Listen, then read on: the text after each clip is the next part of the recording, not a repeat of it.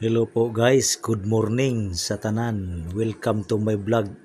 Karong adlaw guys, ni ata karon sa Palumpon. Natuta sa Urmok guys.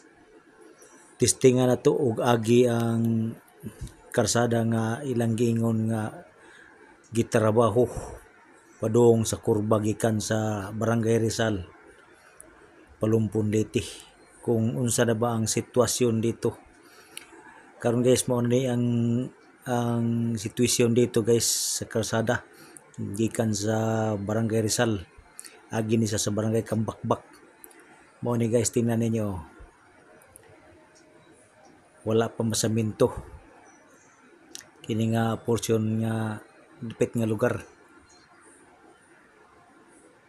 Mao ni siya ang nasa dool na sa Sitio Dirik, Kambakbak.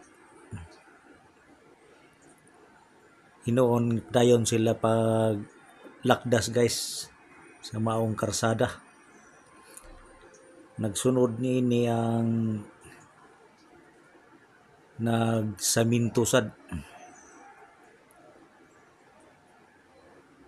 nga gikan sa Barangay Kurba padung sa ngani nga porsyon na samintado na. Mo ni dinhi ang ibabaw sa barangay sa nga barangay diring Dumunar. Mo ni nga barangay guys, babaw sa Dumunar, mo ni siya ay nasaminto na. Kana siya padung na ngadto sa Sitio Dirik, Kambakbak, Palumpon Leyte. Ngadto na sa Rizal.